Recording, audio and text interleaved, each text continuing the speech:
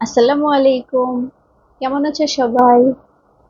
আজকের পাঠে আমরা শিখব আরেকটি ব্যঞ্জন বর্ণ। এর আগের পাঠে আমরা কি শিখেছিলাম? হ্যাঁ, ব্যঞ্জন বর্ণ উ। উ দিয়ে কি হয়? উতে ব্যাং হয়। আচ্ছা, তাহলে আমি এখন তোমাদেরকে একটি ছবি দেখাচ্ছি। বলো তো এটা কিসের ছবি? হ্যাঁ, এটি হচ্ছে একটি চশমা। এটা সবাই চোখে পড়ে। আচ্ছা, এখন তাহলে আমি আরেকটি ছবি দেখাচ্ছি। দেখো তো এটা কিসের ছবি? হ্যাঁ, এটা হচ্ছে একটা চরকি। হ্যাঁ, চরকি সবাই চেনো? আচ্ছা, তাহলে প্রথম ছবিটি কি ছিল? চশমা। আর দ্বিতীয় ছবিটি চরকি। আবার বলছি, চশমা, চরকি। হ্যাঁ, এখন ভালো করে দেখো তো, এই চশমা আর চরকি দুটো নামের মধ্যে কি মিল রয়েছে? হ্যাঁ, দুটো নামেরই প্রথম বর্ণ এক, আর সেটি হচ্ছে চ।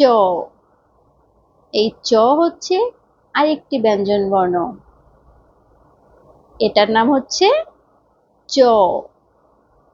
হ্যাঁ, চ হচ্ছে একটি পূর্ণমাত্রার বর্ণ। ভালো করে দেখে নাও, চটি দেখতে কেমন? হ্যাঁ, চ দিয়ে হয় চশমা, চ দিয়ে হয় চরকি। আচ্ছা, চ দিয়ে আর কি কি হতে পারে?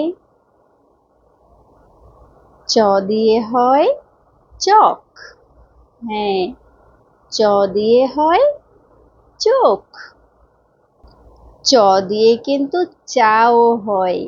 হ্যাঁ, তোমরা চা খাও? আবার চ দিয়ে চুড়িও হয়, যেটা হাতে পড়ে। আচ্ছা, চ বর্ণটি ভালো করে দেখে নাও আরেকবার। এখন আমরা চ বর্ণটি কিভাবে লিখতে হয় সেটা দেখব। চলো তাহলে। তোমরা দেখো, আমি ঠিক বইয়ের মতো করে বিন্দু বিন্দু দিয়ে চ বর্ণটির একটি নকশা তৈরি করেছি। এখন এই বিন্দুগুলো যোগ করে আমরা চ বর্ণটি লেখা শিখব। ঠিক আছে? তাহলে তোমরা দেখো আমি বিন্দুগুলো কিভাবে যোগ করে দিচ্ছি। আমরা এখান থেকে শুরু করব, তারপর বিন্দুগুলো যোগ করতে করতে এভাবে নিচের দিকে চলে যাব, তারপর আবার এভাবে ঘুরিয়ে বিন্দুগুলো যোগ করতে করতে উপরের দিকে চলে যাব। চ যেহেতু একটি পূর্ণ মাত্রার বর্ণ, তাই এর উপর মাত্রা দিতে হবে পুরো। তো হয়ে গেল আমাদের চ বর্ণ। এখন আমরা এই বর্ণটির উপর কয়েকবার হাত ঘোরাবো। ঠিক আছে? ঠিক এভাবে তোমরা দেখো, আমি আবার আগের মতো করে বর্ণটির উপর এভাবে হাত ঘোরাচ্ছি। এভাবে কয়েকবার হাত ঘোরানোর পর আমরা বর্ণটি নিজে নিজে লেখার চেষ্টা করব। ঠিক আছে?